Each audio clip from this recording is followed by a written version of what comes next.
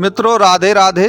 मित्रों कहते हैं कि सन की साढ़े साती से बुरा इस जीवन में कुछ भी नहीं होता और सन की साढ़े साती में ही सभी दुख मिलते हैं। लेकिन याद रखिए, जब बात कुंभ राशि की सन की साढ़े साती की आएगी ना, तो आपको वो दुख नहीं झेलने पड़ेंगे जो इस समय मकर और मीन वालों को झेलने पड़ते हैं। और याद रखिए, मैं फिर कहता हूँ कि ये स्वर्णिम युग होगा उनके लिए। और वो कैसे होगा, किस प्रकार होगा, इसके लिए आप पूरा वीडियो देखते रहिए तो आपको पता चल जाएगा कि आपको सन की साढ़े साती से डरने की कोई आवश्यकता नहीं है। और याद रखिएगा, यह समय स्वर्णिम समय है और इतिहास रचने का समय है।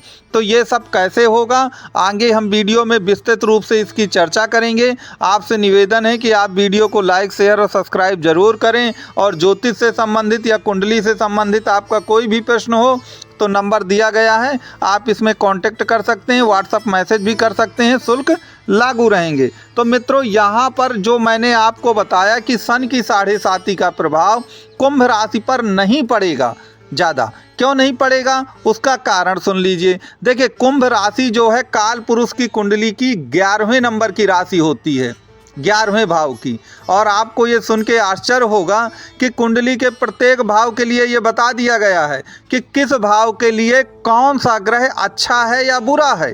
सभी भावों में ऐसा होता है, लेकिन कुंडली का 11वां भाव यह विशेषता अपने आप में रखता है कि वहाँ चाहे कोई भी ग्रह बैठे, कोई भी ग्रह हो उसका, याद रखिए वहाँ पर सभी ग्रह उत्तम फल प्रदान करते हैं। और यदि वह पापक ग्रह हैं तो अति उत्तम हैं, पापक ग्रह हैं तो अति उत्तम हैं। तो आपको याद रखना चाहिए कि कुंभ राशि का स्वामी आपका शनिदेव हैं।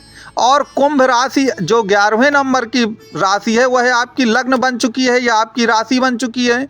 और वहीं पर शनि जो हैं उसी राशि पर विराजमान है। और यहाँ पे एक चीज़ और याद रखिएगा कि शनि की सबसे जो फेवरेट राशि है, शनिदेव की जो सबसे फेवरेट राशि है वह भी कुंभ राशि ही है। और वह क्यों फेवरेट है, उसका कारण सुन लीजिए। देखिए, राशियों के 4 तत्व होते हैं, अग्नि, पृथ्वी, वायु, जल। तो कुंभ राशि जो है वो वायु तत्व प्रधान राशि है। और जो शनि ग्रह हैं वह भी वायु तत्व प्रधान ग्रह हैं। इसलिए, और मूल त्रिकोण राशि तो वो उनकी है ही। तो इसलिए शनि कभी भी, याद रखिए, कुंभ राशि में आकर के कभी भी आपके साथ बुरा नहीं करने वाले हैं। बल्कि आप तो सौभाग्यशाली हैं जो गोचर में शनि आपके लग्नेश के स्वामी लग्न में आकर बैठ गए हैं। इसलिए आपको इन सब बातों से डरना नहीं है कि ये सन की साढ़े साती चल रही है, सन की साढ़े साती का द्वितीय चरण चल रहा है तो ये गड़बड़ हो जाएगा, आप वो गड़बड़ हो जाएगा। आपको इन चीज़ों से बिल्कुल डरने की कोई भी आवश्यकता नहीं है। नंबर 1 तो आप ये याद रखिए। दूसरी एक चीज़ हमेशा याद रखिए कि किसी भी कुंडली को देखते हुए 2 चीज़ें याद रखिए, एक लग्न और लग्नेश और दूसरा भाग्य एवं भाग्येश। क्योंकि देखिए, लग्न और लग्नेश तो आप स्वयं हैं, क्योंकि लग्न माने आपका शरीर, आप स्वयं। और सब कुछ आपको मालूम है कि प्राप्त कहाँ से होगा, वह भाग्य से ही प्राप्त होगा। और आपकी कुंडली में अगर भाग्येश देखा जाए जो कि 9वां भाव होता है भाग्य का, वहाँ पर तुला राशि पड़ती है, वहाँ पर तुला राशि पड़ेगी। और आपको मालूम हो कि तुला क्या है, तुला शनि की उच्च राशि है। और उनके सबसे परम मित्र शुक्र की राशि है। इसलिए आपको डरने की ज़रूरत नहीं है। वह तो याद रखिए कि कुंभ राशि वालों को 100% भाग्य का साथ तो मिलना ही मिलना है। और आपको मालूम है कि अगर भाग्य आपके साथ होती है ना तो बड़े से बड़ी मुसीबत भी तुरंत चली जाती है। जब भाग्य खराब होती है तो याद रखिए, चाहे आप कुछ भी कर लें, कोई काम नहीं होता है। तो चूंकि आपकी भाग्य आपके साथ है तो ये मान करके चलिए कि आपको किसी भी तरह की कोई तकलीफ नहीं होने वाली है। अब यहाँ पर एक चीज़ और याद रखिएगा कि वास्तव में राशियों का कोई स्वतंत्र अस्तित्व नहीं होता है।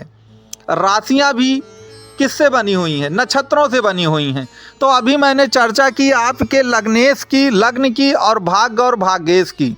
तो लग्न या आपके राशि के जो स्वामी हैं, ठीक है, शनि।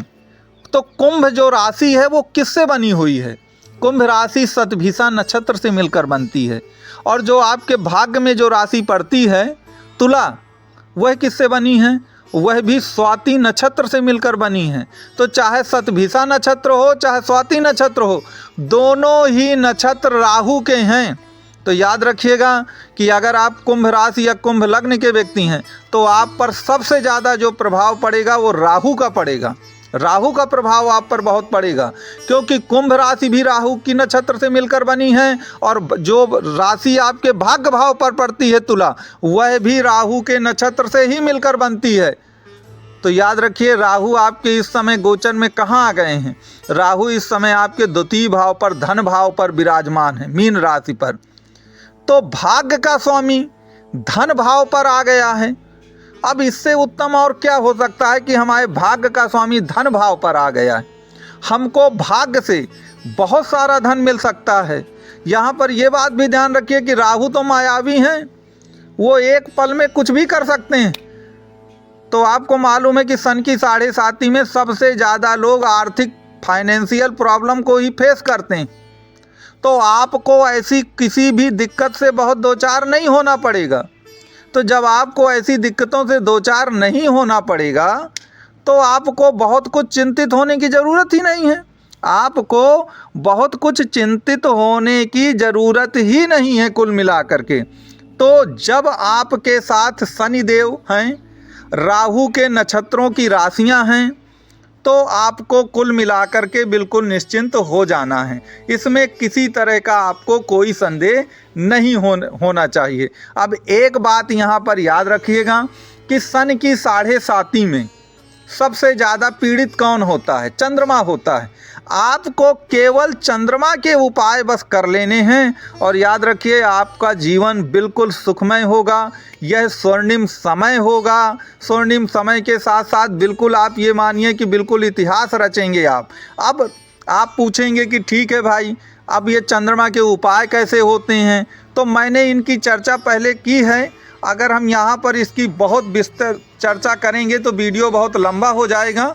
तो अगर आपको इसके बारे में जानना है तो मेरा ये नंबर दिया गया है, आप इसमें कांटेक्ट कर सकते हैं, बात कर सकते हैं, आपको सभी जानकारी प्रदान की जाएगी। तो मित्रों, यदि आपको वीडियो पसंद आया हो तो आप वीडियो को लाइक शेयर सब्सक्राइब ज़रूर करें। और मेरा ये वीडियो देखने के लिए आप सबको मेरी ओर से कोटि कोटि धन्यवाद है।